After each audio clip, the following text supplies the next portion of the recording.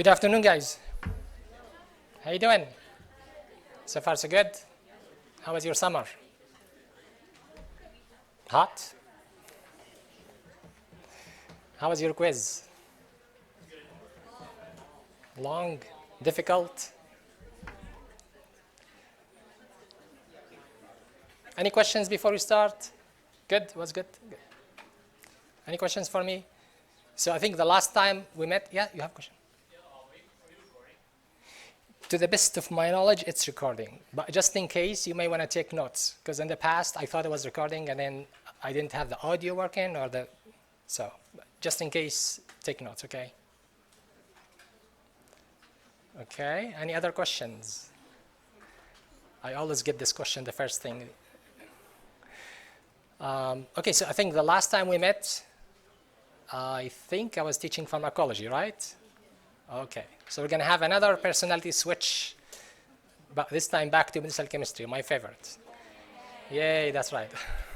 So, which means you don't have to memorize mechanism of actions, side effects, or any of that, only understanding concepts, basically how the structure relates to the function and side effects. Make sense?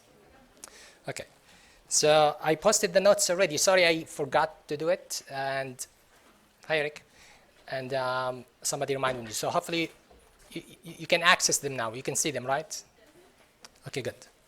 Right. The volume? The volume?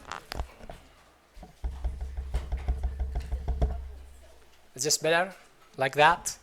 Yeah? Okay. So today we have three different topics we'll talk about, which is medicinal chemistry of cell wall synthesis inhibitors, and then also medicinal chemistry of protein synthesis inhibitors, and then also anti-metabolites, medicinal chemistry of anti-metabolites, okay? So this first page of introduction is, you've seen it in the pharmacology, this is just for your own reference. These are the different mechanisms of how antibacterial agents work. They either inhibit the cell wall such that the cell would lyse because of the internal pressure, or they could disrupt protein synthesis, or they could inhibit the DNA, RNA transcription, translation process. They may inhibit cell metabolism, or they might interfere with the plasma membrane. Okay, so we'll cover most of these mechanisms. Okay, and these are the locations of each of these medications and how they act. Okay, so to start with, we're going to talk about the cell wall synthesis inhibition. Okay, now the most famous cell wall synthesis inhibitors are penicillins. We'll see penicillins and cephalosporins. So I'm not sure if you guys heard of Alexander Fleming. You've heard of his story?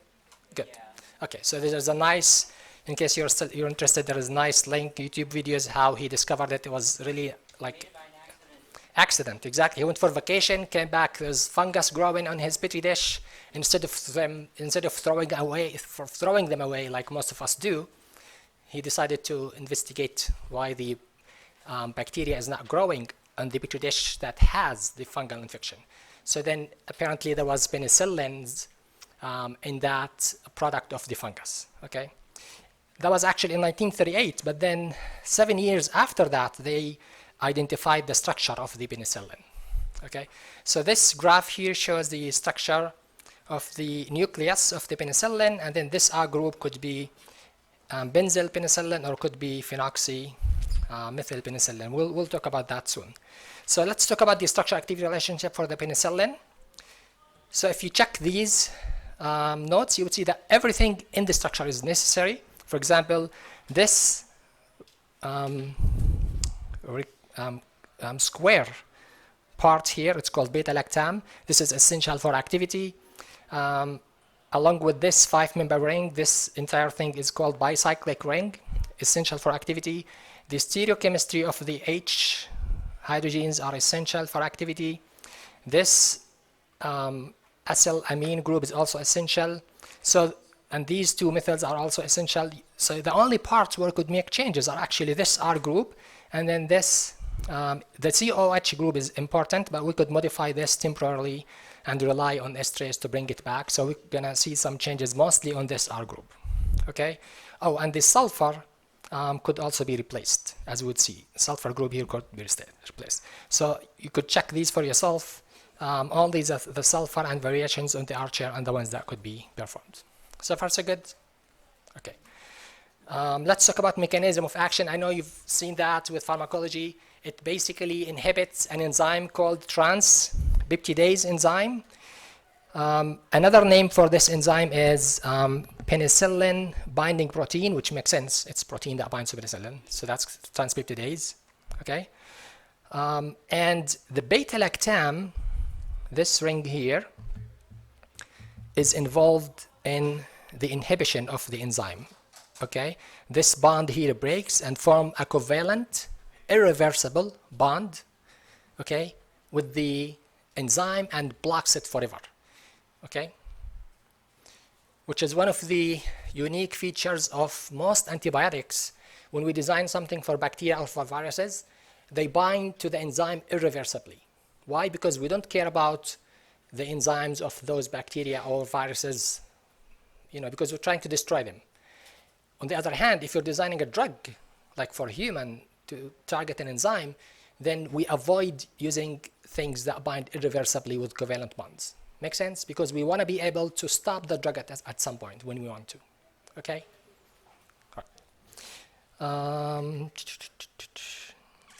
And so so this enzyme is responsible for linking all these chains. So there are actually chains of sugar and protein that are linked together using the enzyme. So when you block this, those chains will not be linked.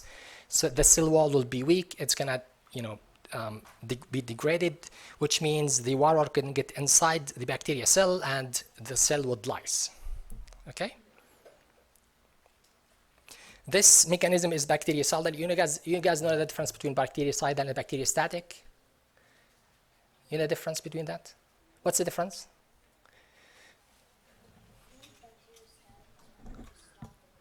Excellent. Bacteriostatic, you stop the growth of the bacteria. Or bactericidal kills the bacteria, okay? So why is this important? What difference does it make?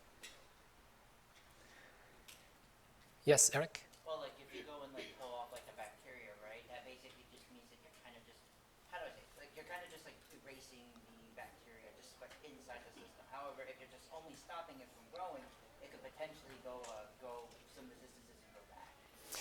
Okay, that's interesting. So if you stop it from growing, Eric was saying it could go back and do resistance, but if it's not growing, there's a resistance is another story. Resistance is a minor amount of those bacteria are resistant already. So when you eradicate everything else, those minor groups become dominant. So they eat what's left over of, it's like they become majority. So that's resistance. Now, the main difference and the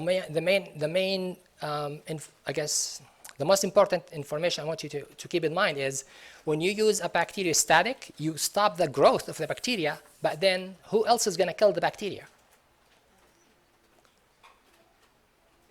Your body, our immune system. Okay?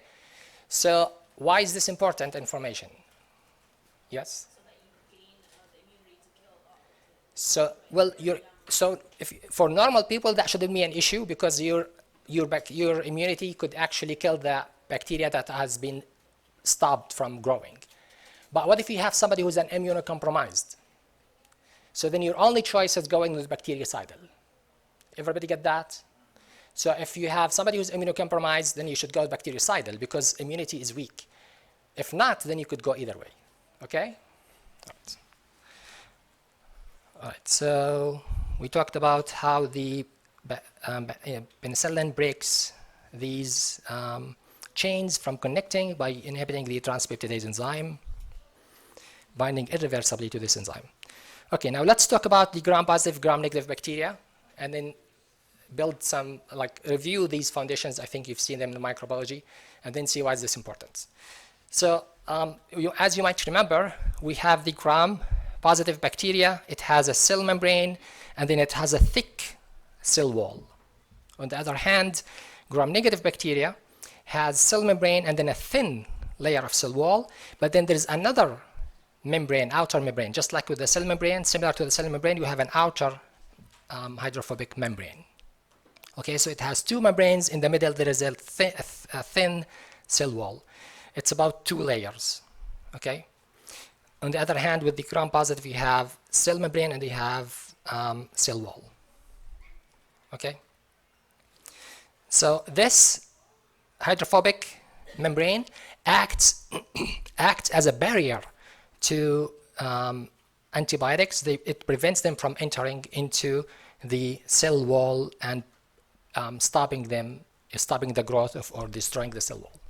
Okay. The only way for penicillins, for example, or cephalosporins to get inside is through something called porin. Okay. So for any of these drugs that are designed for gram-negative, it has to go through the porin. The porin is hydrophilic in nature. Okay. So it does not allow molecules that are hydrophobic. It also has a small canal or channel, so the molecule size has to be small. Okay, so large or hydrophobic molecules will not be able to pass through the porin. Okay. Also, gram-negative has something called lactamase enzyme. Okay. Lactamase enzymes, they are stuck between the cell membrane and the other outer cell membrane here somewhere in the cell wall. These enzymes, they bind to penicillin and cephalosporin, all these beta-lactams, and break them. So these enzymes, they break down the antibiotics, they stop them from working. Okay, so as you can see, the gram-negative is very difficult to target. Why? Because first of the outer cell membrane, second because of the beta-lactamase. Now some of the gram-positive produce the lactamase enzyme, but it diffuses outside and it's gone, except for Staph aureus, which produces the lactamase enzyme in large quantity, so it's constantly producing them. So even though some would diffuse, but there is still good amount of concentrations of the lactamase enzyme that would break the antibiotics. They will break penicillin and prevent it from doing its function. Make sense, guys? Everybody get that? Question, Eric? Right. So, like you mentioned that, like the medications that typically go through the porin are like, is it small? And you said hydrophilic ones? They have to be hydrophilic. Could you explain like the hydrophilic part? So hydrophilic, you know, there are two kinds of molecules. They are either lipophilic or hydrophilic. So if it's lipophilic, it won't be able to cross through the porin. Yeah. It has to be hydrophilic, like water soluble. Okay. Okay? Understood. Thank you. Sure. Any other questions? Okay, so speaking of the resistance mechanisms, besides the lactamase and the outer membrane, before I talk about the rest of the mechanisms, the cell wall is porous, which means it has like openings in the cell wall that are large enough to allow the antibiotic to cross through. So that's not an issue. Everybody get that? So just in case if you're looking at the gram-positive and you think this is very thick, this is going to prevent an antibiotic from getting inside, that's not true because they have large pores that allows antibiotic to easily go through. Okay, so this doesn't act as a barrier. So based on what I said so far, which one is more difficult to target with antibiotic, gram-positive or gram-negative? Gram-negative, thank you. Okay, so for the reasons we explained, gram-negative are more difficult to target. Now speaking of that, there are some mechanisms let's talk about. So for example, we have the cell wall, what is it? The outer membrane we talked about already. The beta-lactamases we talked about already.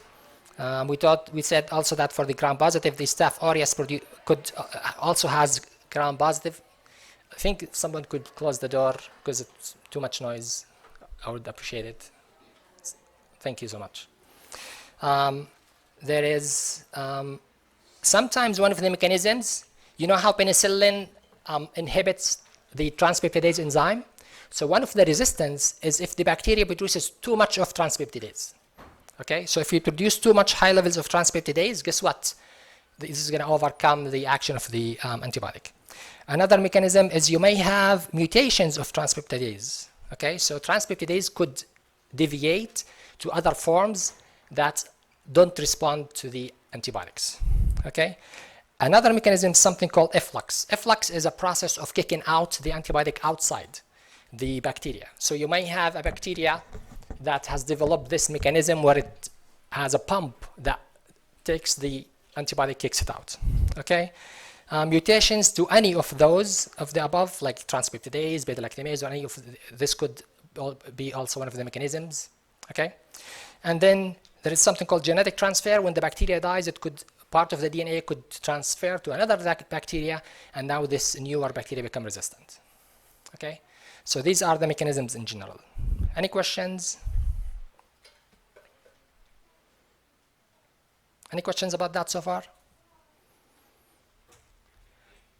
Okay, now just for your information, beta-lactamase is actually originally was a transpeptidase, but over time it developed into a different enzyme that is being used now to fight the antibiotic. Okay, the only difference is with the beta-lactamase, it actually breaks open the penicillin, and then it does not bind to it irreversibly. It breaks open it and go to the next molecule. Breaks open it, goes to the next molecule. So this enzyme keeps breaking all these antibiotics one after another. So it's able to break multiple of these, and non-stop. While in the case of the transpeptidase, the drug binds to the enzyme irreversibly forever, and then stops it. Okay. Later, we would see some of the drugs that are resistant to beta-lactamase. The mechanism of resistance is when they bind to beta-lactamase, they bind irreversibly. So they inhibit the beta-lactamase as well as transpeptidase. So they perform their function as well as they block or inhibit the beta-lactamase enzymes. We will see that at the end of this section. Everybody get that?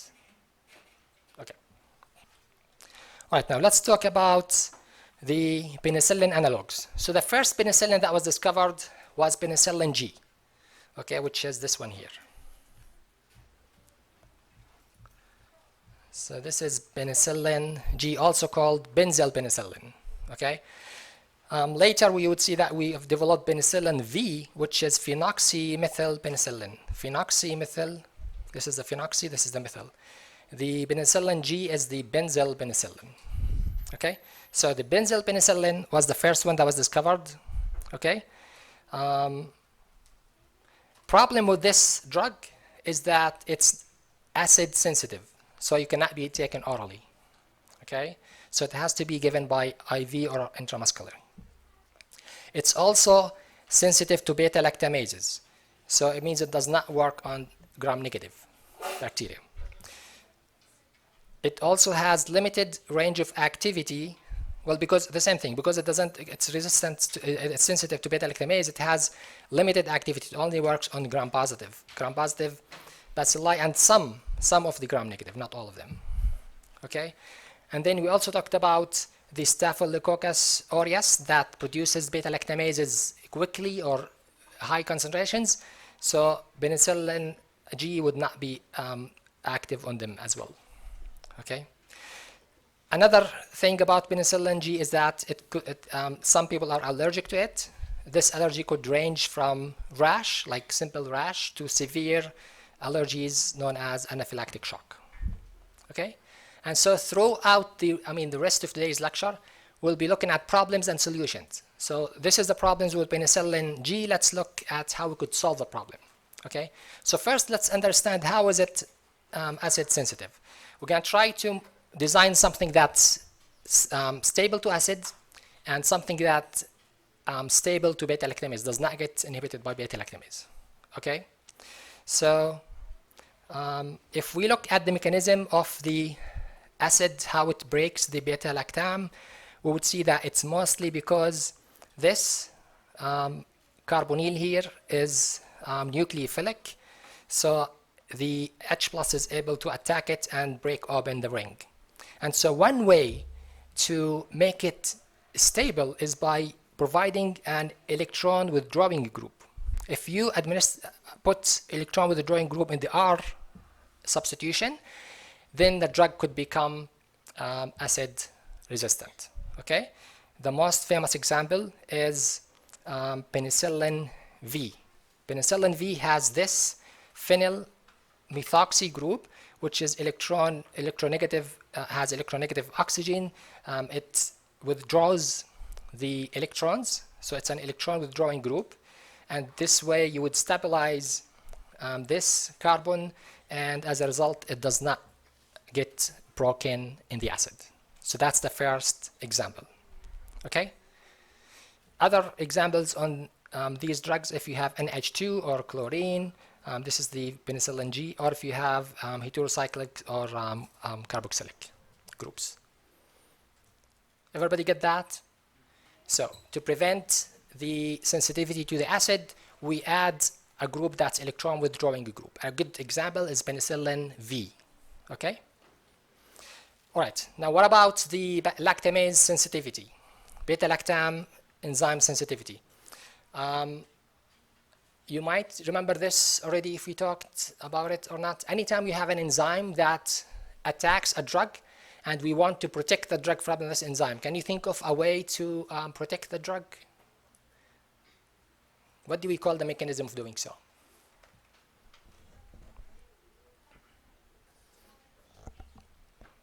I'm not sure if we've seen that before in the previous midchem concepts. An enzyme attacks a drug, and then we want to protect the drug from being attacked. So we look at which bond or which region enzyme is attacking, and what we do there. Yes. Yes, we could add a bulky group next to it and make what's called steric hindrance. Okay, and that's what we're doing here. So we could add a bulky group, okay, next to this carbonyl. This R group could be bulky group, and then this gonna prevent this from being broken by the beta-lactamase. Okay, and that's what we're doing here with the two drugs methicillin and nafcillin. See how bulky these groups are? Okay, but these two groups are not electron withdrawing groups. Why is this important? Exactly, so they are acid sensitive. Okay, and so guess what? So the first mechanism designs something that's acid resistant by adding electron withdrawing. Second category are drugs that have bulky groups such that they are resistant to beta-lactamase. Guess what would be the third category? Exactly, groups that has both. Okay, and that's what's happening in the next example. So we have groups that are both acid resistant and resistant to beta-lactamase. Examples are those that has this isoxazolyl ring. This ring here, the isoxazolyl ring, okay, is an electron withdrawing group, so that's going to make the drug stable to acids, and it's bulky, so it's going to prevent the beta-lactamase from breaking the penicillin. We have three different drugs based on the substitutions of R's here.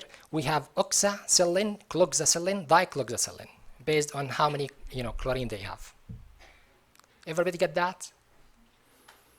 Okay, so just to help you memorize, oxa in all of them, and this is isoxa group. So this is the group isoxa. It's electron withdrawing, it's bulky, it achieves hits two birds in one stone. So far so good? Any questions?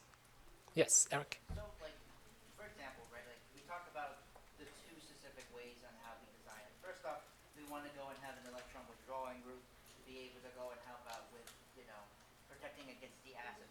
Does that mean that it's also more prone for having the beta-lactamase to come in because it doesn't have that big bulky group? So if it's not bulky enough, it's not gonna prevent the beta-lactam, and that's what we are doing in the third example here.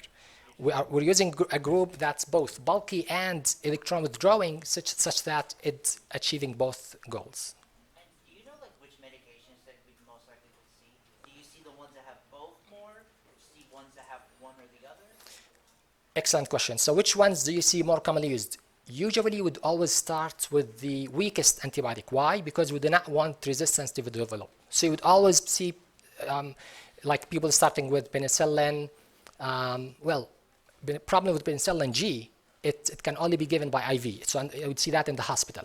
But if you're in retail, you're not going to see that. You're going to see penicillin V.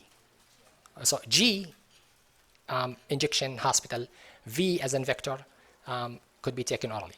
But then you will see a lot of amoxicillin and amoxiclav, which we'd see soon, augmentin. So they always start with these, least resistant, weakest, I want to say. If that doesn't work, then go to the next more stronger antibiotic. Okay, they save the best ones for later to avoid the development of resistant bacteria. Okay, sure. Okay.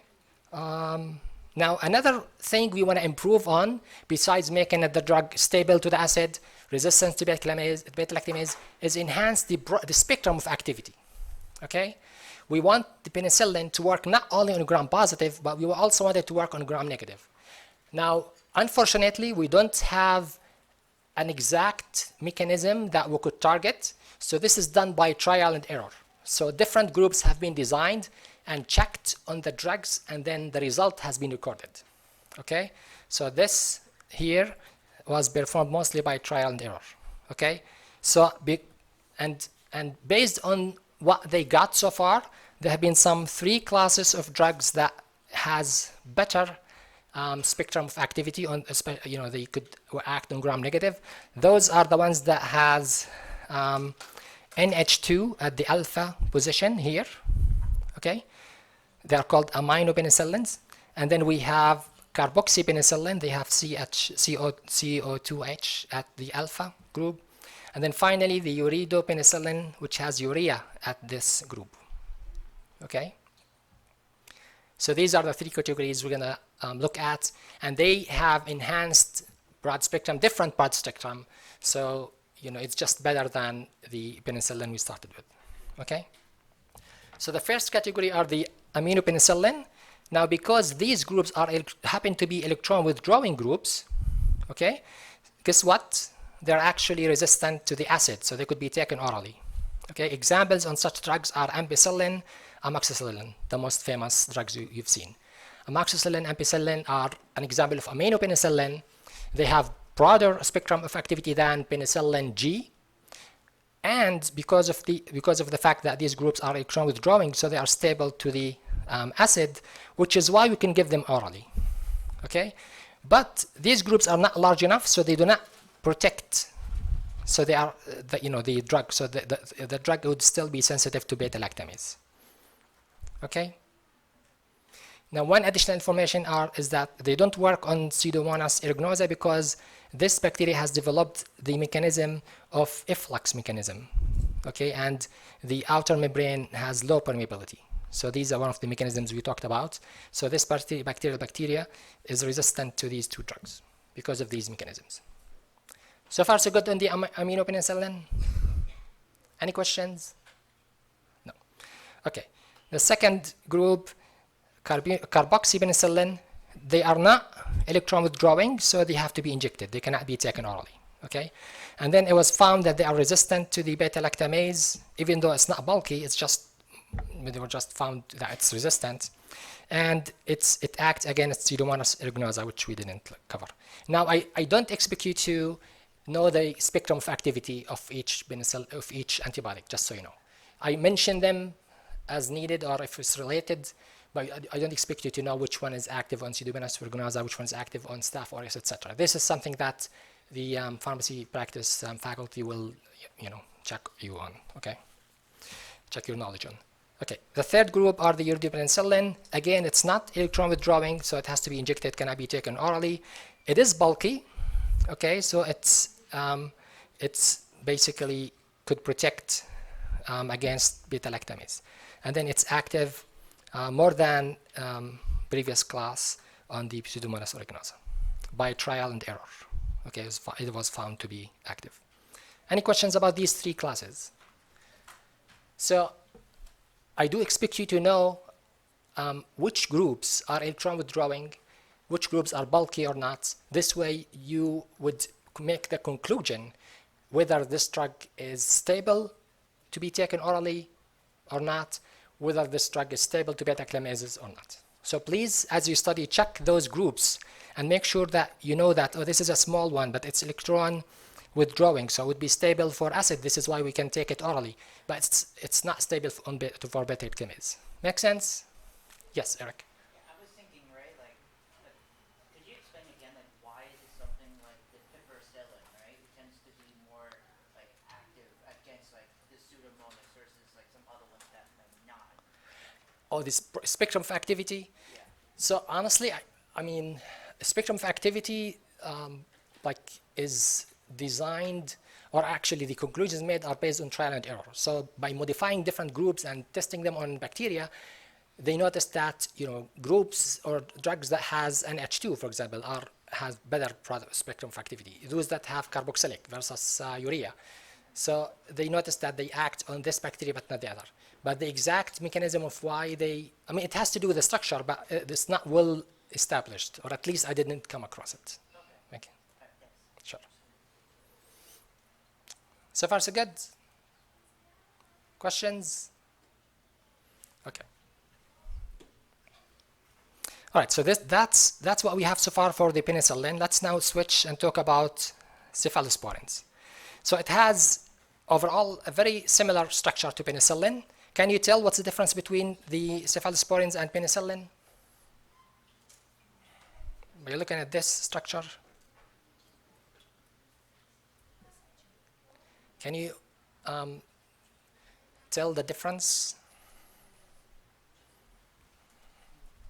Yes, Eric? Well, first, like, the ring is very different. Thank you. The ring is different. Instead of 5, we have 6. Okay, what else? The chain, that This chain, yes, this is a long chain of amino adipic side chain. What else? the chain of like, The chain at the right. Thank you so much. So these are the main 3 differences, okay? Now, because of the fact that we have 6-member ring, okay, this is going to impact a lot of the features of the cephalosporin. First of all, it's evenly active on gram-positive and gram-negative. Why is that? Because it's more stable to the beta-lactamase. Why is that? I'm going to give you the trick. So when you combine 2 rings together, one is a 4-member ring and one is a 5-member ring, how stable is this ring? How, like, I guess, how much stress is this ring going through compared to another ring that's another structure that has 4-member ring next to a 6-member ring? Which one is more stable? 6, the one that has 6 is more relaxed, right? Make sense? This, which is true. Imagine, you know, the angle here and here, and then you would expect that the 4 next to 6 is more stable. Because it's more stable, it's not easily being broken by the beta-lactamase, so it's stable to beta-lactamase. Now, because it's stable to beta-lactamase, we know that the gram-negative has beta-lactamase, so now it's more active on gram-negative as well, okay? And again, because of the stability of this 6-member ring, it's stable to the acid conditions, okay? Now, you know, this is the pros, I guess, the advantages. The disadvantage of having the 6-member ring is that it's, well, I'm sorry, we'll talk about its advantages here. Before that, it has low risk of allergies. The same thing, allergies form because there's a bond that breaks and form with, you know, a protein in our body and causes allergy. So when this is less likely to happen because the ring is more stable, then you would have less allergies. Everybody get that? So, more stable to acid, more stable to beta-lactamase, broader spectrum, it has more activity on gram-negative, and it has less risk of allergies. Now, on the other side, because of this stability, the drug is less potent, okay? It's not as strong or potent, which means you have to give higher concentrations. It's not as potent as penicillin, so we have to give higher doses, or as we will see, we'll try to solve the problem of potency, okay? So it has low potency. It's like 1/1000 potency, the potency of the penicillin G, okay?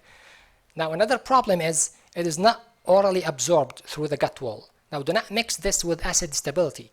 It is stable to acid, but it's not capable of crossing the gut wall, okay? That's one of the problems we're gonna try to address with cephalosporins. Make sense? Low potency, and then it's metabolically unstable. So even though it's stable to the acid, but it's unstable metabolically. Why is that? Because of this group here, okay? The drug is metabolized, okay? And it becomes easily unstable, okay? And so those problems would be the ones we're gonna be solving when we develop cephalosporins. Make sense, guys? Yes. Sure. So because of, I know there are so much drawings, because of this group here, okay, the ester enzyme would break this ring, okay, and make the drug unstable. I'm sorry, not unstable, make it inactive, okay? And so one of the techniques would be modifying this group and changing it to something that is not susceptible to the metabolism by the esterase enzymes. Okay? Make sense? Okay. Now, one thing I also want to point out is the fact that this group should be a good living group. Good living group. I'm not sure if you still remember in your organic chemistry that some groups are good living groups, like they could easily live through the reaction, some are not. So when this group is a good living group, the drug becomes more potent, okay? Because you could easily, it facilitates how the drug attacks the bacterial enzyme. Everybody get that? And so you would see that there are two goals we try to achieve as we modify this group. We want to make it a good living group. We also want to make it something that does not get broken by ester. This way it's stable metabolically, okay? And it's a good living group, so the drug is potent. Okay? So far so good? Any questions? Yes? Yes. Ester is the enzyme that breaks this group here. So if we change this group to something else other than ester, we could make the entire molecule more stable metabolically. So please pay attention. There is stability to acid, stability to beta-lactamase. Here we're talking about stability to metabolic enzymes such as esterase. Okay. Also, we want this group to be a good living group. So throughout the reaction of how it binds to a transpeptidase enzyme, because it has the same mechanism of penicillin. As it binds to transpeptidase, this group leaves. So if we facilitate the leaving of this group, the drug becomes more potent. Eric? Yeah, I was about to ask, like, is that why, like, in that case, we don't use, like, cephalosporin C anymore? It's not on the market anymore? Because that could get easily broken down by esterase. Excellent question. So cephalosporin C was the first cephalosporin molecule identified in the fungus. Okay, just like with the penicillin G, except we still see penicillin G. Honestly, I don't think I haven't seen cephalosporin C, to be honest. I don't think it's in. I could be wrong, but my experience is in retail. And retail, you only see drugs that are taken orally, but I doubt that it's available by injection. Okay, thanks. Sure. So far so good. Okay. Right. So the SAR for cephalosporins we mostly covered them already. We have 6-member ring. Everything is essential except this R group, and here we'll make some changes. Okay, the stereochemistry is important. Everything. Okay. So the changes would be on this group mostly 3. Okay, the 3-acetoxy chain, and then also changes on 7 here, and as well as the R group here, the substitution at C7, and then the 7-acyl aminoside chain R. So we have rooms. Let me mark them again. Rooms for changes are the R group, the hydrogen here, and this group here. And these are the changes we would see, okay? So this reaction shows how the cephalosporin binds to transpeptidase, and we want this to be a good living group to enhance the, I'm sorry, I was referring to this, okay? So having a good living group would enhance the potency. Here shows the metabolism of cephalosporin, and so if we substitute this group with something that's not an ester, this esterase will not be able to work, and so we need to find a group that's not an ester and a group that's a good living group. Okay? Right, so again, just like to shorten things, we need something that's orally available. Oh, that's one of the problems. Remember we said one of the problems is that, yes, it's stable to the acid, but it does not cross the gut wall, okay? So we need to find something that orally available can cross the gut wall. So modifications will be made on the 3-acetoxy group by trial and error. We don't know the exact mechanism, okay? And then improve the metabolic stability by replacing the group ester with something that's non-ester, and then enhancing potency by finding a good leaving group, okay? And then we could also enhance the spectrum of activity by a trial and error, trying different groups, okay? We could also increase the steric hindrance at C7 here to make it more resistant to beta-lactamase, okay? So far so good. Okay, so let's look at some examples. The first one is among the first generation cephalosporins. Now, just so you know, I'm only going to cover this page because the rest is going to make things like too complicated, and it's just repeating the same concepts. So the concepts would be applying those skills we learned to enhance, you know, stability, good leaving group, making it orally available, enhance broad spectrum. These are the issues we'll be targeting. Okay, so we'll only look at examples on this page. This one here we're gonna cross it just for your own information. Okay. Okay, so let's look at these molecules. The first one has 2-methyl-5-thiazole ring at C3. Okay, which is this one here. You don't have to memorize the name. I mean, I usually provide the name of the group along with the structure. Just recognize the structure such that when you see it, you know that, oh, this group, for example, it's not an ester, so it's metabolically stable, okay? It's a good leaving group, which is going to make the drug more potent, okay? And then the drug, by trial and error, the drug still come up to me not orally absorbed. It does not cross the gut wall, so it has to be injected, okay? And then there is a side effect associated with it, which is hyperthrombonemia, which is increasing in bleeding. Now, because there is a thiazole, anytime you have thiazole group, just like with the metronidazole, then the drug will have the drug interaction with alcohol and produce disulfiram-like reaction. You've heard of disulfiram-like reactions? Good. So metronidazole is the very famous example. So in this case, you would advise the patient not to take alcohol, okay?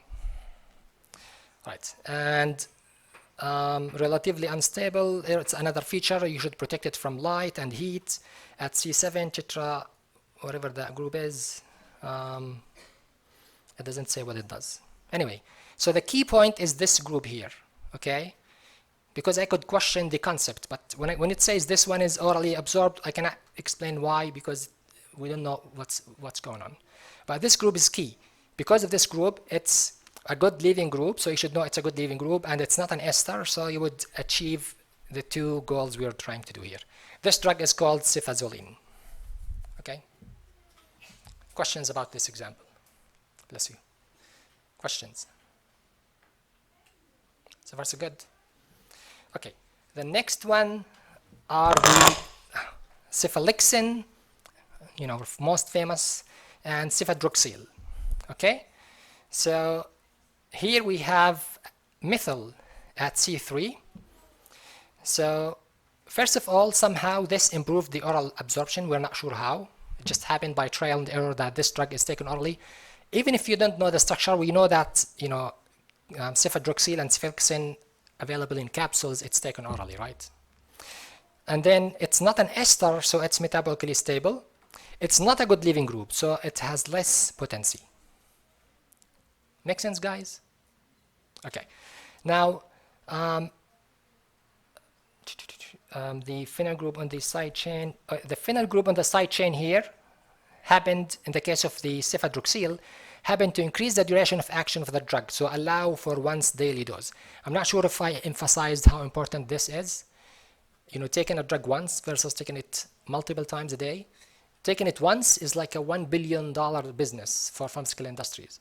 They invest so much money and time to find a drug that could be taken once a day. Why? Because that's it. It's very convenient for the patient. When the patient takes it easily, then you have good compliance, right? And so if there is something on the market that's taken twice a day, and then the pharmaceutical company can modify it and come up with something new that's taken once a day, that's it. It's going to take over the market. Make sense? So this drug here, in fact, the name was named after this feature. Cefadroxil brand name is Duracef. It's a marketing technique. This way people could remember that it has a longer duration of action. You don't have to worry about taking it 4 times a day as in the cephalexin. Cephalexin is taken 4 times a day, right? So Duracef is once a day. That's it. Very convenient, right? Okay. Any questions about this one? No? Clear? Excellent. The next example are among the second generation drugs. Okay. So this one we had the N-methyl-5-thiotyrosol. Okay. And again, because it has the thiotyrosol thing, guess what? Can you tell? Disulfiram-like reaction. Avoid with alcohol, that cause disulfiram-like reaction. It's not an ester, so it's metabolically stable. It's a good leaving group, so it has increased potency. Now, it just happened to be that it's poorly absorbed, so it has to be injected. So the example of the cefotitan, okay?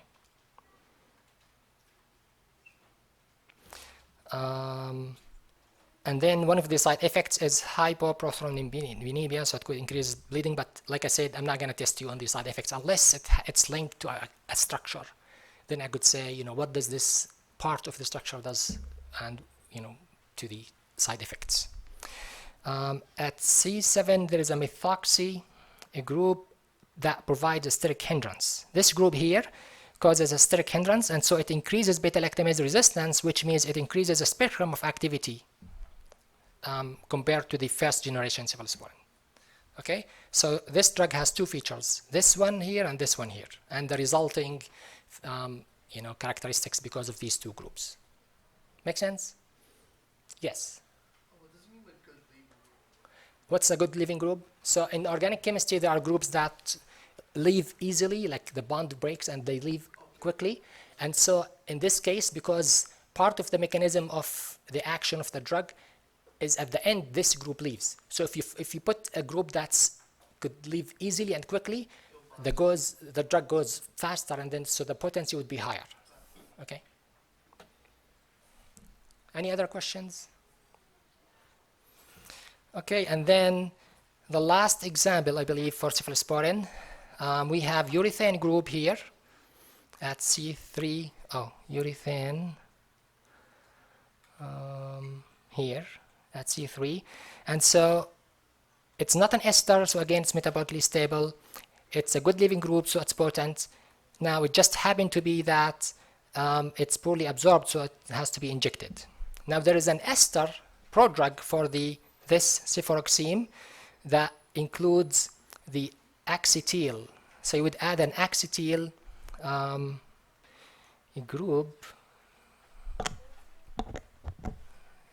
You would attach an acetyl, what is it? Here, okay? The CO2X, you would attach an acetyl ester, and this ester somehow have made the drug stable. I mean, not stable, has made the drug suitable to be taken orally. It could cross the gut wall, okay? So the drug, original drug is cefuroxime. The ester of it is the acetyl. It's a prodrug. So once you add this ester group, it becomes inactive. But then once it goes to the enzymes once it gets absorbed, gets into the blood circulation in the plasma, there's plenty of ester enzymes. They break this bond here, and the drug becomes active. So it's a prodrug. Make sense? Make sense, guys? Okay, so you know, for this particular we have for this particular drug we have this example, and we have this group and this group that are has interesting features. Also, there's another one. This group here is bulky, so by adding this group, you would make it resistant to beta-lactamase, which enhance the spectrum.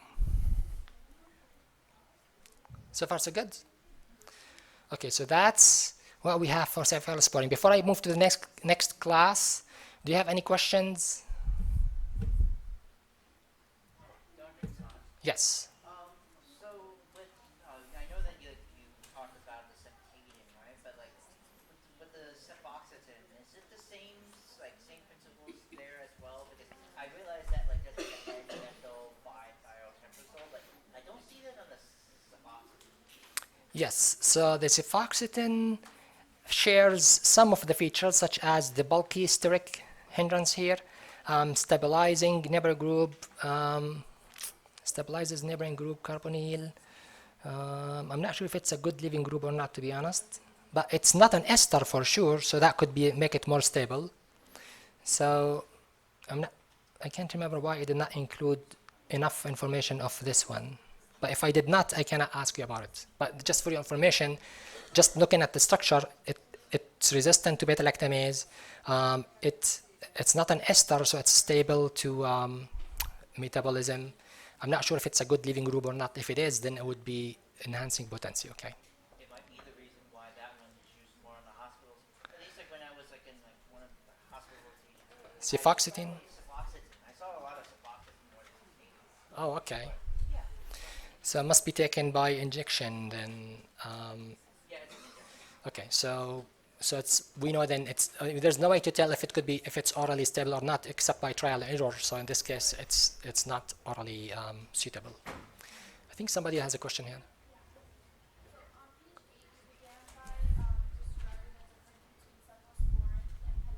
Yes.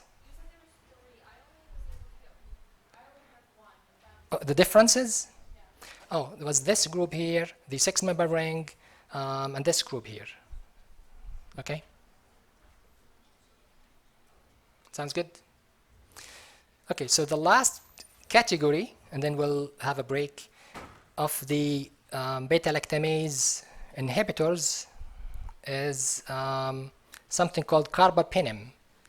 So could you look at the structure and see how's that different than let's compare it with the penicillin because it's the nearest, the closest. How does this structure compare to penicillin? What changes do you see? These are called carbapenems, and you will see why it starts with a carba soon. Yes, Eric. Well, the first thing is that there's a chain at the second part of the penta ring, the right side. Oh, this one here? Yes, excellent. Okay, this group here was not present in penicillin. Yes. What else? There's also like the 6 carbon. There's like an OH, a hydrogen, and a methyl group over there. Excellent. Okay, so this group is different. Okay, what else? The carbon dioxide with the minus at the bottom of the 3. Well, this is actually the same with the penicillin. Oh. Okay.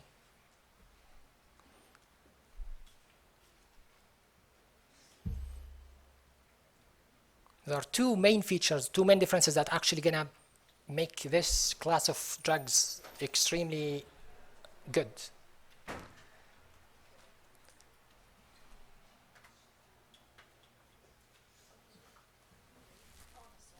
Sulfur, excellent. So instead of sulfur, we have carbon here. What else? Huh? Missing hydrogen at where here? Oh, well, actually, so there is hydrogen. It's not showing, but you should always have a hydrogen here, even though it's not showing. But thank you. It's pointed by an arrow, by the way. Double bond. Okay. So we said already that penicillin has a very strained. It's very stressed to rings attached to other. That's very stressful already. So what happens if you add a double bond to one of the rings? Is that going to make it more unsuitable, uncomfortable, or is it going to make it more comfortable? Comfortable? What do you think? If you think it's gonna make it more, I guess, stable, raise your hand. If you think the double bond is gonna make it less stable, raise your hand.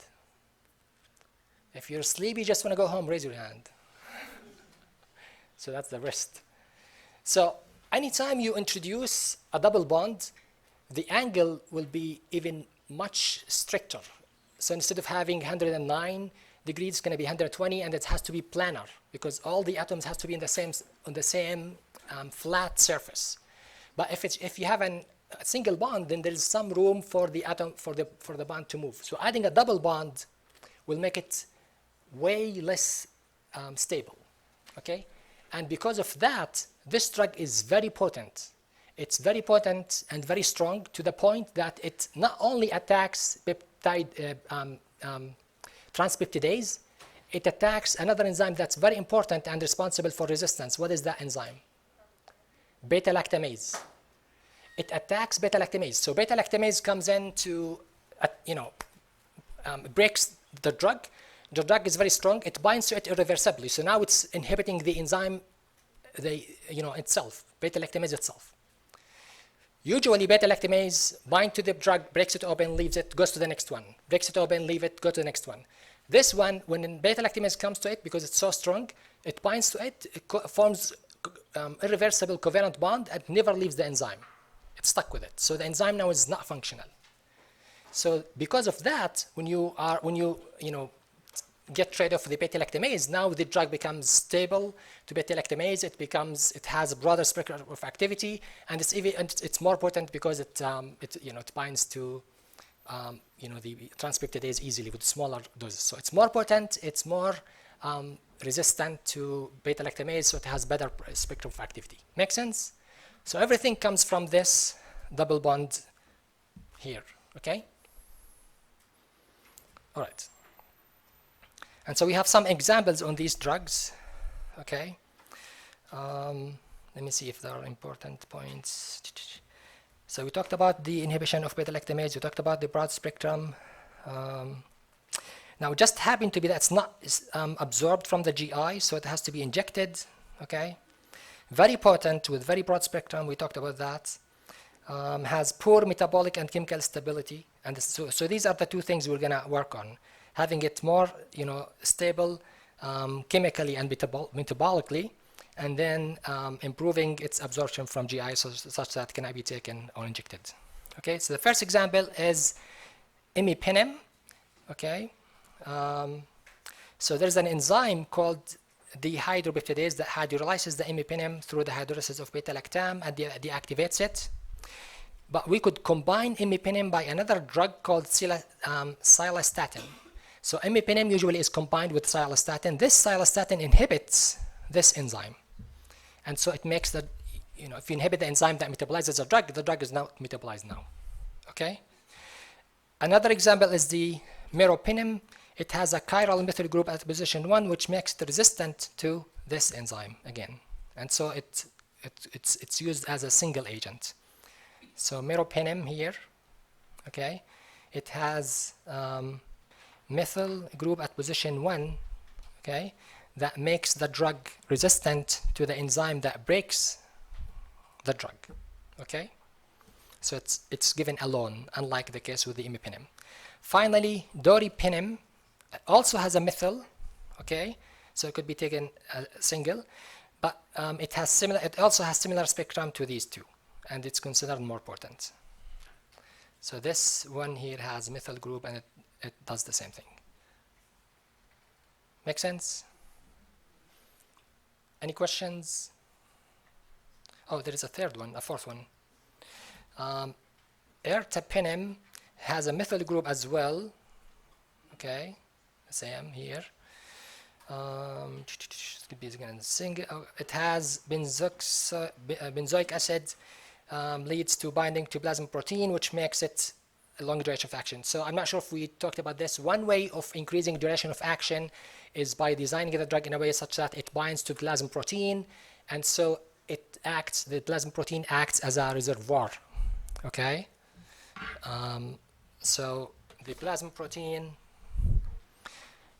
acts as a reservoir for the drug, so the drug this way will have longer duration of action. Make sense? Any questions about this class of drugs? Yes, Eric. So because the imipenem does not have the methyl group at position 1, that's the reason why we need to pair that with cytostatin? Yes, excellent. Thank you, Eric. So because the imipenem does not have this methyl group here, okay, where is imipenem? Imipenem, okay. Because it does not have a methyl group here, okay, so it's susceptible to this enzyme, and then we have to combine it with a drug that inhibits the enzyme, okay? That's a good point, sure. Any other questions? Yes. Is there a reason why in the structure of like ertapenem why we don't use it for Pseudomonas aeruginosa? So actually, most of these spectrums, we cannot relate them to the structure. They just like identified by trial and error.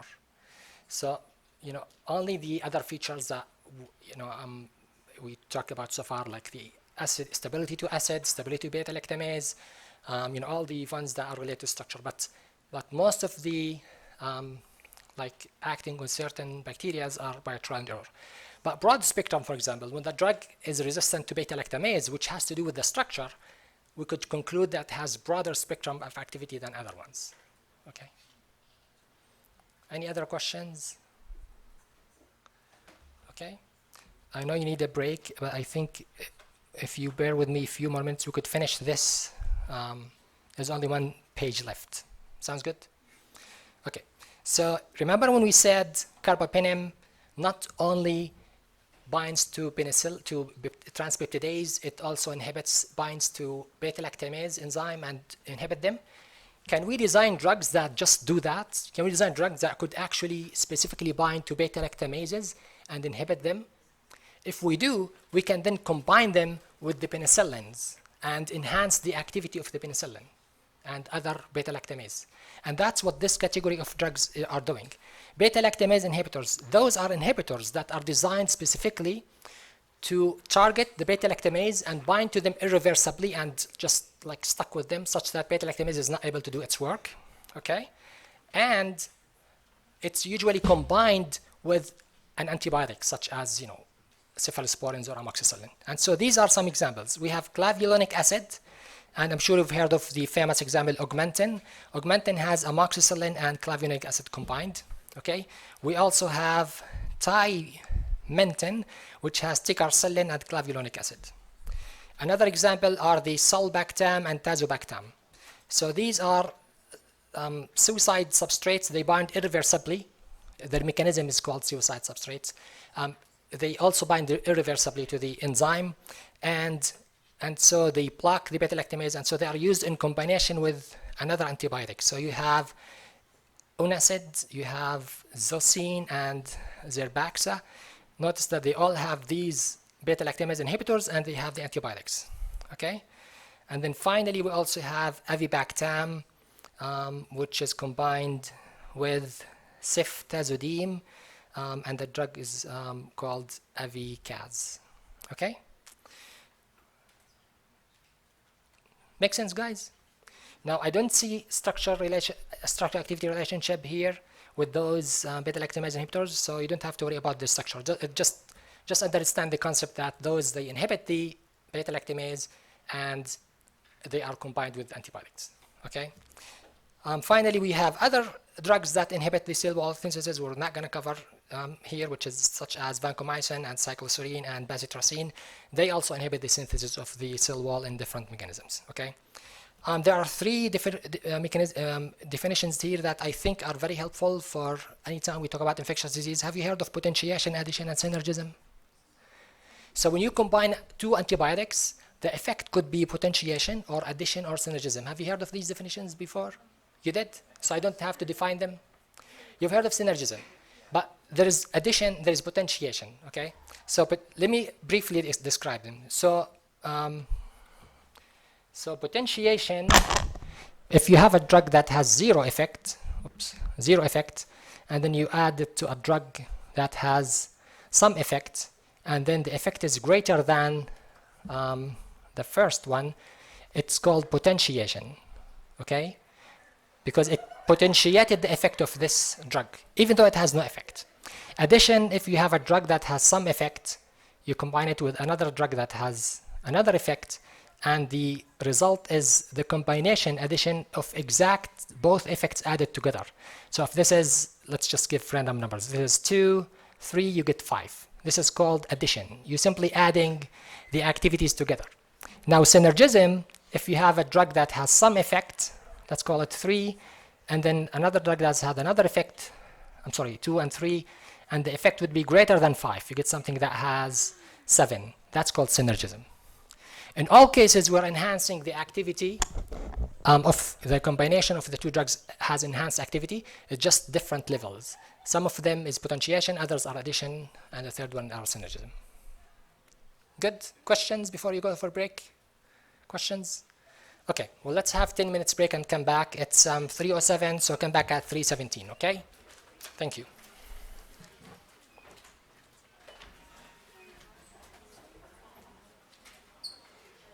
How you doing? Sure.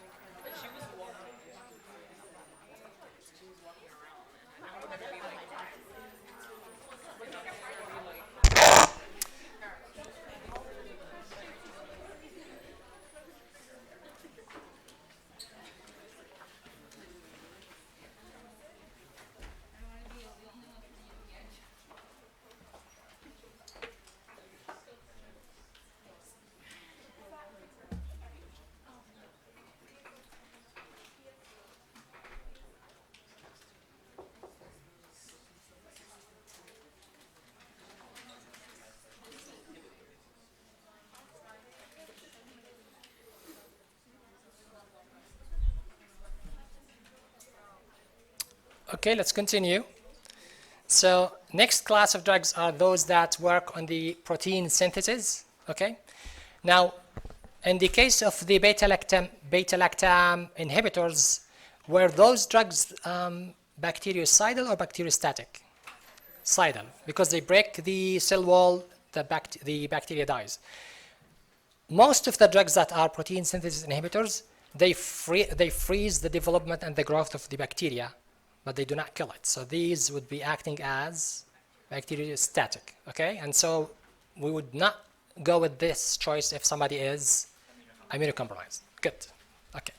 So in case you forgot your biochemistry, there is a nice video you could refresh that, which we're not gonna watch. So basically those drugs, they act on the translation process. So you might remember the tRNA, the mRNA, and how the steps goes from one to the next, and we have the 50S subunit and 30S subunit for the bacteria. And so these drugs act on those different steps. They might inhibit for example, the chain transfer, as in the chloramphenicol. They might block the translocation, the last step here. They may block tRNA binding. They may block the 50S subunit. Now, the nice thing about those drugs in general is the enzymes and the parts they target are not present in the body. Like, we don't have cell walls, so we don't have to worry about toxicity. We have a different units in our body. We don't have the 30 and 50S subunit.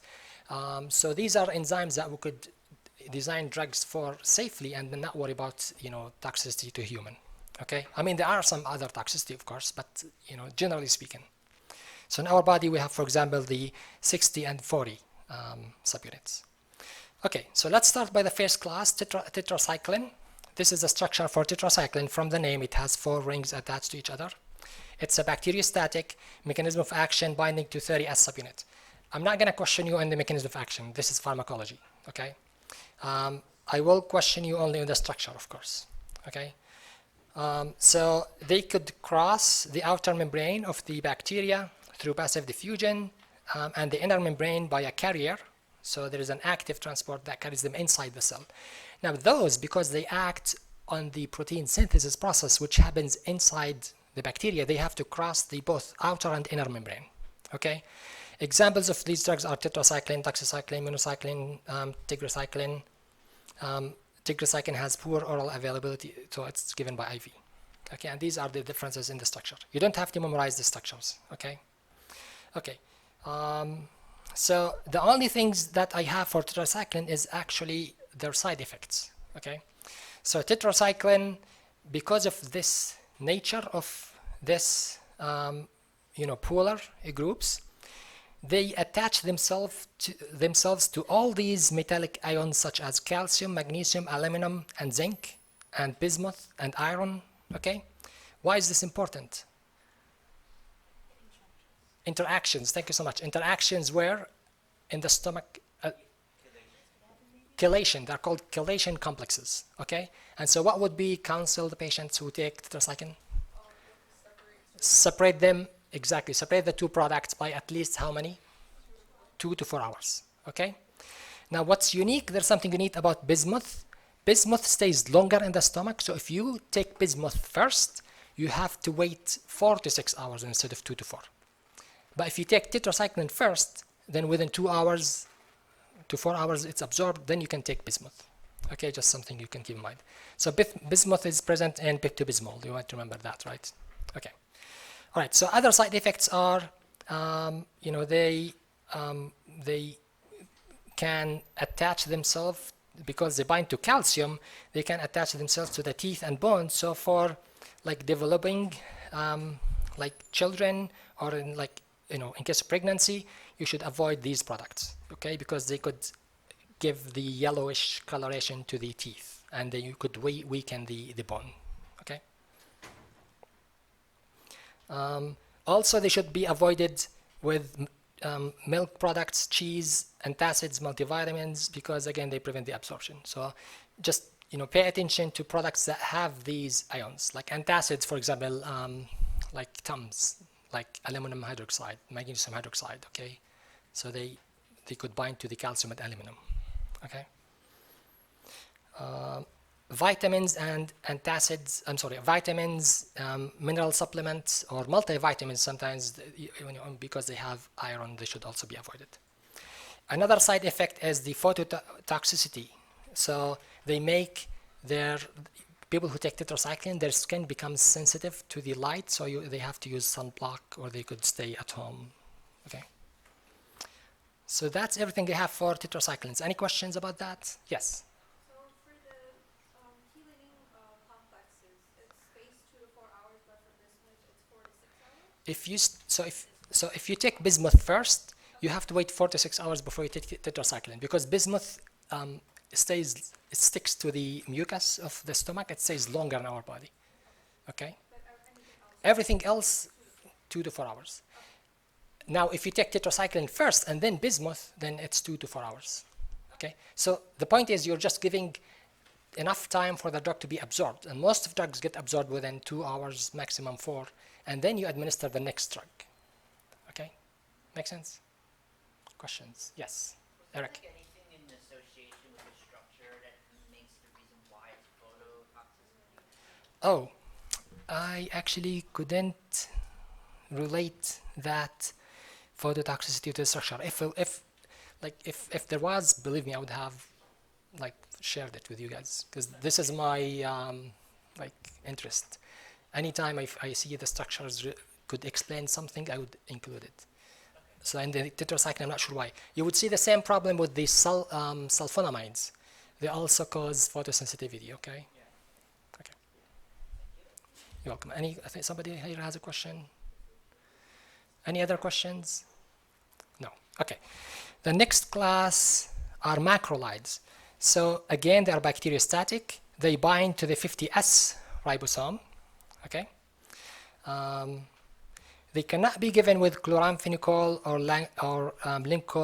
lincosamide because these also bind to the 50S, so they could compete against each other. Okay. So if you have the same mechanism of action of drugs, you combine them, they're gonna work against each other.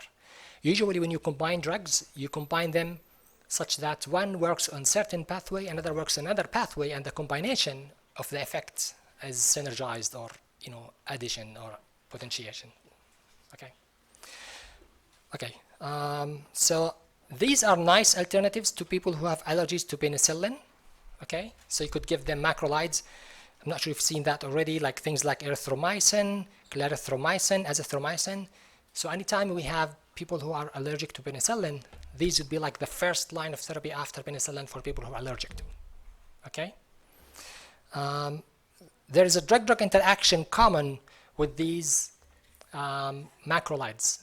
Anytime you take azithromycin or clarithromycin or erythromycin, you should watch for a drug-drug interaction that results from inhibition of the CYP3A4. Do you remember the CYP3A4 we talked about? So what is unique about this enzyme, CYP3A4? What does it do? Yes. Metabolizes majority of the drugs. Majority, I shouldn't say majority, but more than 50% of drugs are actually metabolized by CYP3A4. So if you inhibit this enzyme and you take one of these 50% of the drugs, what happens? Drug-drug interaction. You inhibit the enzyme that metabolizes a drug, so the drug is going to accumulate in the body, and then you're going to get this toxic effect from this other drug. Can we avoid this problem?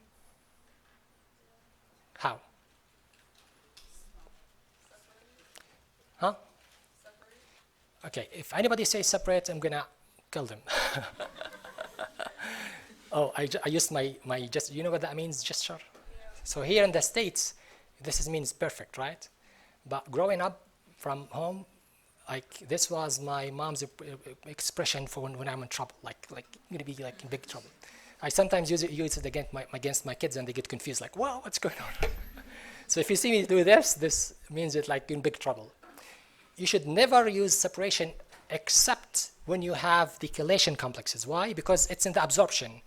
When two drugs are absorbed, you could separate them. One gets absorbed, you wait for the second one gets absorbed, that's fine. Any drug interactions, you cannot separate them. Why? Anybody can explain why if separation would not solve the problem here? Yes. Because it's still in your body. Exactly. Thank you so much. It's still in the body. How long does it stay in our body? 5 half-lives, 5 to 7 half-lives. So the drug goes in, and then it's in your circulation. The next drug, after 2 or 3 hours, goes in. They're both in the circulation, so you're not solving the problem. Okay. All right. So please be careful with that. Somebody has questions. I think they raised their hands. Or was it? Oh, yes. You can temporarily stop. Oh, the solutions. Yes. So there are solutions actually. One way you could switch the entire drug. You could switch to something else if you can, right? Alternatively, you could actually adjust the dose. If you must take these 2 drugs and there's no alternatives, then like somebody's taking Lipitor, metabolized by CYP3A4. He's also allergic to penicillin. So the only choice is clarithromycin. So how could you administer these 2 drugs together? Decrease the dose of Lipitor. Thank you so much. Excellent. So you could cut Lipitor into a half. This way, the half would act as if it's a full. And nice thing is, in the case of antibiotics, usually the course of therapy, azithromycin, is 3 days, or sometimes if it's like 4 days, or the clarithromycin, within a week you're done, and then you go back to the normal dose. Okay? So you could adjust the dose, switch to another drug. Sometimes the interactions are minor, like the increase in the dose is minor, it's still not reaching the toxic level. What else?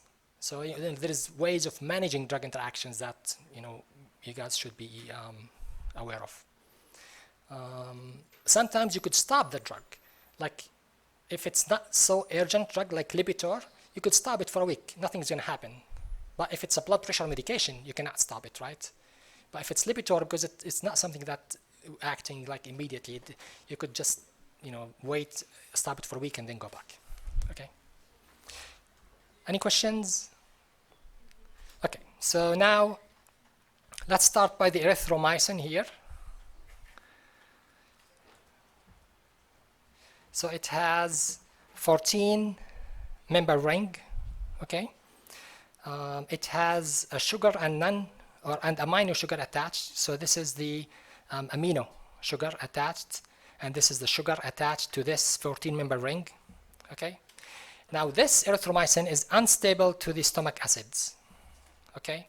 Because this ketone group is next to 2 OH groups here, okay? And they go through something called, what is it? I think it has a name. No, it doesn't. Anyway, it goes through this reaction where it forms this molecule which is inactive. So it's not stable to the stomach acid. Okay? Now you might think, well, erythromycin is taken orally. Well, there are solutions for it. Don't worry. Okay? So but erythromycin is not stable to the acid. Okay? How can we solve that? We have some suggestions. The first thing is we could use enteric coating, also known as delayed release. You guys remember enteric coating from pharmaceutics and delayed release? So you're covering the drug with an enteric coat, and you delay its release. Instead of being released in the stomach, now it goes where? In the intestine, and it's released in the intestine. What's the difference? Why should we delay its release to the intestine? What's the difference? Acid, exactly. Stomach is more acidic than the intestine, and so the drug would succeed, okay? All right. Or you could protect these hydroxy group using methoxy group, as in the clarithromycin. So if you look at here, this OH group, this X here instead of OH, in the case of erythromycin, too much drawing. Okay, so this structure here represents both erythromycin and clarithromycin. If this X is an OH, it's an erythromycin. So if you substitute it with O methyl group, okay, so now this reaction will not happen, and then it's stable to the acid. And then a third way is by increasing the ring to 16 member ring. This ring, you could add an extension and move this far away from each other, so this will not be possible. So that's these are the 3 mechanisms for making it more stable. Any questions about that? We don't have an example of a drug that has 16 member ring. We do have the azithromycin, which has 15, but it's a different story. They don't have these groups next to them. Yes, Eric. So essentially, like what we're doing is that we're kind of just like separating. Like I was a little bit confused in like the last concept. Oh, because these three groups, the ketone and the OH groups, when these three groups are together next to each other, then this reaction would happen. If we separate them, okay, by some distance, instead of having 14 member ring, we can make it 16 and add carbons here to separate them, then you would solve the problem. So that's one way.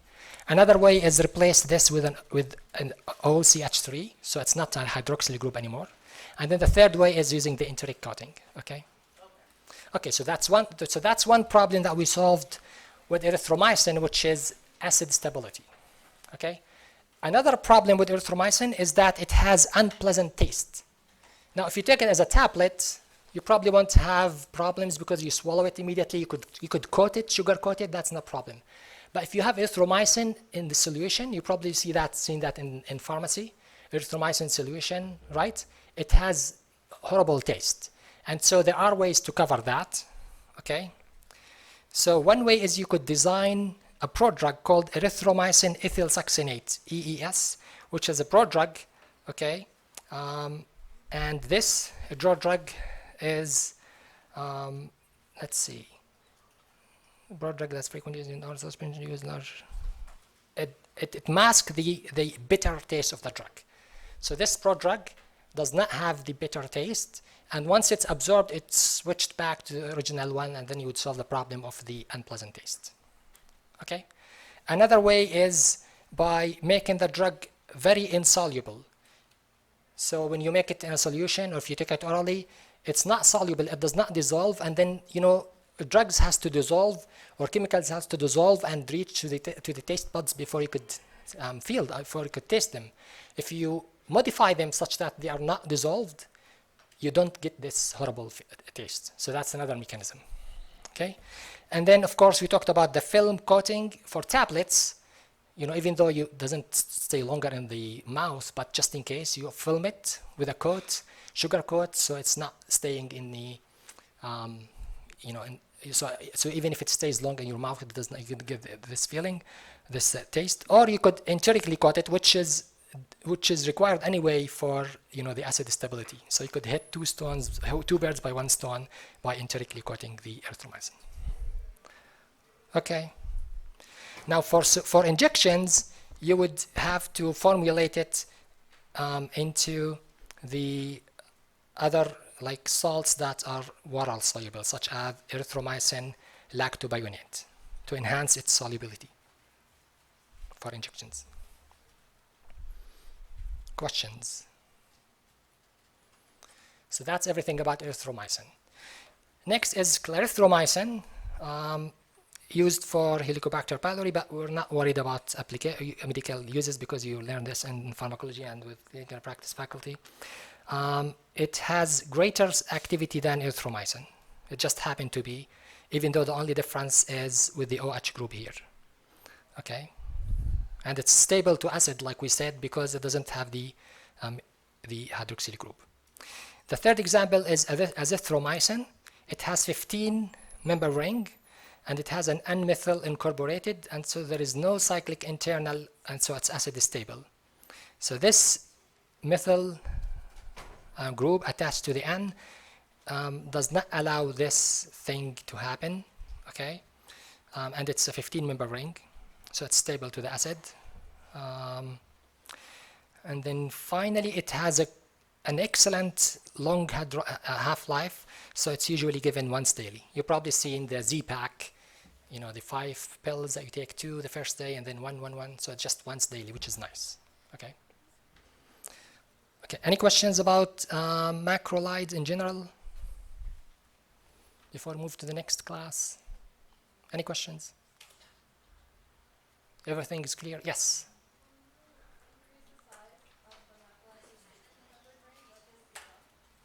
Oh, when you increase the size of this ring, these two stay far away from, you know, the carbonyl here, and so they could not form this reaction. Okay. But it'll be the same drug regardless, right? Say it again. It'll be like the same drug regardless, right? Even if we made it a little bit bigger? Yes, so yeah, it still should be active, but we don't have any examples of that. This is just an idea. This is one approach. The ones we have here, this is 15-member ring. This is still 14, but we've solved the problem using the OCH3. But we don't have an example of a 16-member ring. It's just one way to solve the problem. Okay. Yes.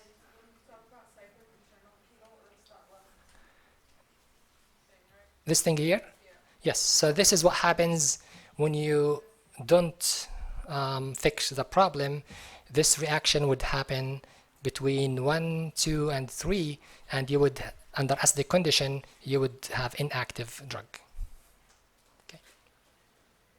Does that answer your question? Any other questions? Okay. And next one is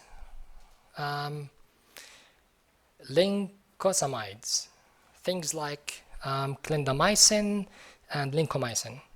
Okay, so they bind to the 50S subunit.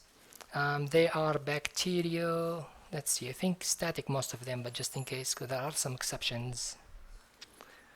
I'm not going to talk about their applications to acne.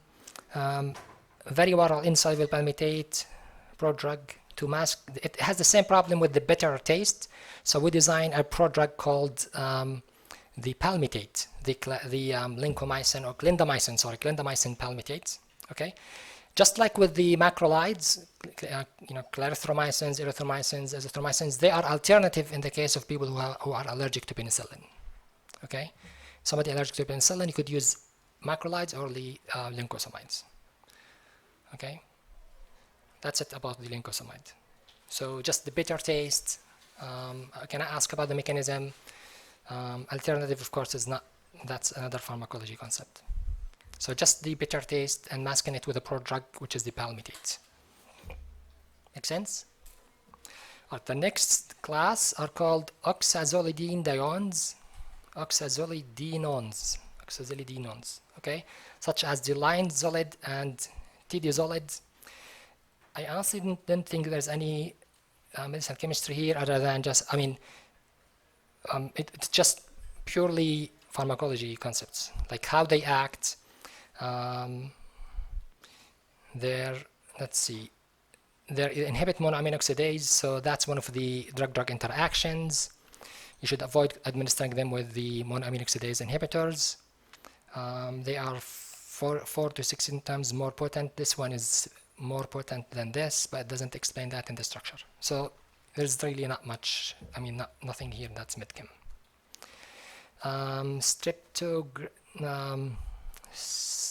Streptogramines.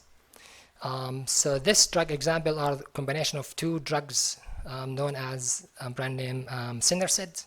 These are their structures. They bind to the 50S subunit, which is again mechanism of action. These two give you the synergic effect. Remember we said potentiation, addition, synergism, so that's a synergism example. They are bacteriostatic, but the combination is bactericidal. That's an interesting. So sometimes you have two drugs that are bacteriostatic, but then when you combine them, the result would be, due to the synergism, it becomes bactericidal. Okay. They act on gram-positive infection. When the gram-positive fails, they are used as alternative. So again, there's no medchem here. Chloramphenicol, I think, has some medchem concepts. So chloramphenicol binds to the 50S subunit. It's bacteriostatic. It should not be given in combination with other drugs that act on 50S, such as macrolides and lincosamide, for obvious reason. Now, the nitro group in the chloramphenicol has some important information. First, it's an important pharmacophore, so which means without it, you would lose activity. This is one of the essential groups, okay? Second, the toxic effect of clarithromycin, which is, for example, pancytopenia, is due to the presence of this nitro group. So we're stuck with it. It's important for activity. You cannot replace it with anything else, but it's also responsible for the toxic effect, okay? So you may have a question, which of the following parts on the chloramphenicol is responsible for the toxicity of chloramphenicol? then you would have to select the nitro group. Make sense? Okay. Other, in babies, they don't have enough metabolic enzymes, so if they are given chloramphenicol, it could result into the gray baby syndrome. They are widely used for eye infection.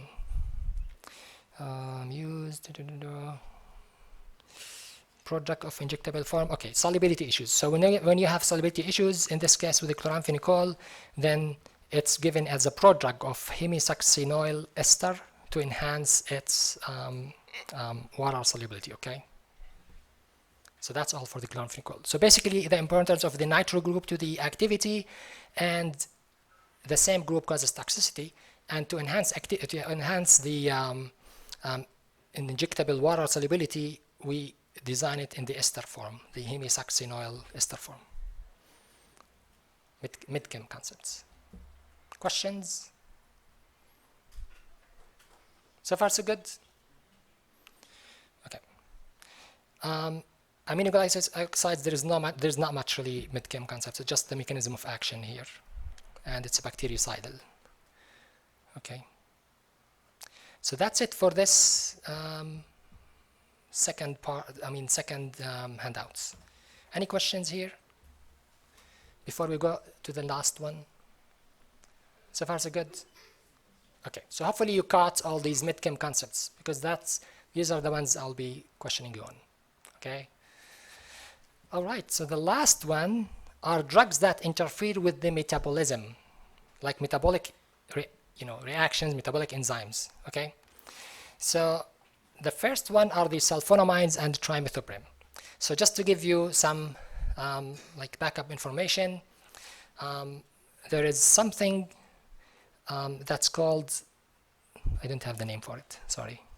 I think it's hydroxytyrate.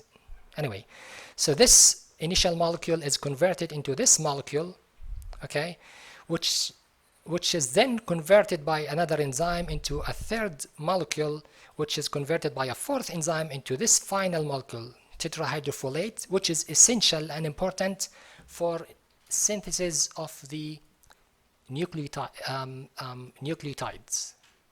You know how RNA and DNA are synthesized? They're made up of nucleotide and nucleic acids building blocks. So these are essential for that. Okay. So if you inhibit any of these processes, you're going to break down the synthesis of the RNA and DNA. Okay. And so we have two drugs here. One, okay, that acts on this enzyme, dihydropyruvate synthetase. And this drug are the sulfonamides. Okay. And if you compare this molecule with the drug, you would see there is a lot of similarity. So first of all, what this enzyme does is it links these two together. Okay, so if you administer a drug that mimics this, it's gonna interfere with the enzyme and block it, and that's what's happening here. We have, this is the original molecule that binds to the enzyme, and then it links this molecule to the next one. Sulfonamides mimic this one, as you can see clearly. You know, nitrogen, aromatic, carboxylate, nitrogen, aromatic, and then you have sulfur group. So because this mimics that, it binds to the enzyme active site and blocks it from performing its function, and then blocks this step. Is that clear, guys? So that's one step being blocked here. Okay. Now there are, another route that could be inhibited, which is this route here. This enzyme could be inhibited by trimethoprim and by pyrimethamine. Okay, and so you could combine those two drugs together, which is actually common. You would see sulfamethoxazole and trimethoprim. You've seen that in the pharmacy, in retail. You would see sulfa trimethoprim, right? So they combine this drug with the sulfa, and so they're targeting two pathways to make sure you're blocking this pathway for sure. Okay. Now, when you block two pathways, two enzymes in the same pathway, this mechanism is called sequential blocking. So please pay attention to, I want you to know this mechanism. It's important. I think I usually ask a question about this mechanism, because conceptually, it's important to realize that even though there's a pathway, instead of blocking one enzyme, you could block two at the same time. So it's called sequential blocking. So make sure you catch this term, okay, for the exam. You get this, you're desensitized now. Usually when I say exam, everybody wakes up, but now you're like still sleepy. Almost there. 4 more minutes, okay. Any questions so far? So in short, we have two drugs that inhibit different pathways. One is the sulfa, the other one is the trimethoprim and pyrimethamine. So you could administer them together, okay? So the SAR for the sulfa is just saying that, you know, this is important, this is important, of course, this is important, and the changes are on the R groups here. And these are the changes for all the sulfonamides. As you can tell here, you know, all these three parts are important, and the only changes we can make are on the R1 and R2. And because of these changes, you could get all these, I guess, features. Now, because I don't have too much time, I know you're gonna like this, so I'm not gonna like talk about the changes on the R groups and how these changes could result into enhancement of activities. The only thing I want you to know as a pharmacist, really, is the fact that these sulfa drugs are less stable in acidic urine, and they could cause crystalluria. Okay, so if you take sulfa drugs, there is a chance they can accumulate in the kidney and then cause crystalluria, which is going to damage your kidney. And how could you avoid that? Tell them to go and drink more water. Excellent, thank you so much. This is how important consultation is to sulfa. When you give them sulfa, tell them drink a lot of water, okay, to prevent crystalluria. Now, another way, you could alkalinize the urine. You could take, you know, like sodium bicarb, like, or something, you know, like things that makes your urine alkaline, okay? I'm not going to talk about the other things here. Oh, there is an essential important here, sulfa allergy. You guys heard of the sulfa allergy? Okay. Now, there is a unique feature or unique important information that unfortunately many of us as pharmacists miss. We confuse sulfa products with each other. If somebody has sulfa allergy, they tell you, I took sulfonamides, I am allergic. So we automatically start thinking anything that has sulfa is going to cause problems, which is not true. Okay? So to make things easy, there are two kinds of sulfa drugs. There are antibiotic sulfa drugs, such as, you know, antibacteria, antiviruses. These are antibiotic. They are very similar. Okay? And we have non-antibiotic sulfa drugs. And we have to differentiate between them. So you may have somebody who's allergic to these sulfa drugs, antibiotic, but this does not mean that they are allergic to the other drugs. Okay? So we have antibiotic sulfa allergy and non-antibiotic sulfa allergy. Now what's interesting is that those non-antibiotic sulfa allergies are drugs that you probably won't be realizing that they have sulfa, such as furosemide, glipizide, HCTZ, pomeramate,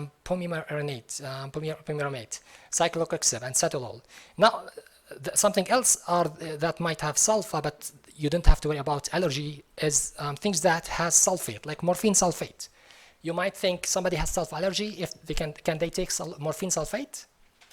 What do you think based on what I said? They can, right? Because morphine sulfate is just the sulfur part salt. It's not the sulfa moiety that's responsible for allergies. Just pay close attention to that, because I've seen so many mistakes people make when they think sulfa allergies, and they immediately start avoiding the morphine sulfate, avoiding anything that has sulfa in them. The opposite is true. People who might have allergies to furosemide, glipizide, and any of these products that are non-antibiotic, this kind of allergy is called sulfa allergy, because they have sulfa, a different kind of moiety sulfa in them. I'm not going to go into how these two are different, but you know, because time doesn't allow. But if they are allergic to any of these, then it is okay to take the antibiotic sulfa. Okay? Everybody get that? Okay. So these are some examples. Of course, you could combine trimethoprim with sulfa, as we said, Bactrim, etc. Let's see, the last page here, and then we'll be finished, is the topoisomerase inhibitors, quinolones. And that's an important class of drugs. These are the ciprofloxacin, metofloxacin, and all these, oxycin stuff, okay? So they bind to the DNA and prevent its replication. They act as bactericidal. That's mechanism of action you don't have to worry about. The first drug discovered to have this mechanism is called nalidixic acid, but this one has some issues I'm not going to go into for the sake of time, but I'm just going to focus on one thing that I guess important feature on the ciprofloxacin that overcome the challenges we had with the nalidixic acid, okay, which is ciprofloxacin has a fluoro group here, okay, which enhance the activity because it increases lipophilicity, increased penetration of the cell wall, and increase the inhibitory action. And there is another group here called cyclopropyl, which increases the spectrum of activity.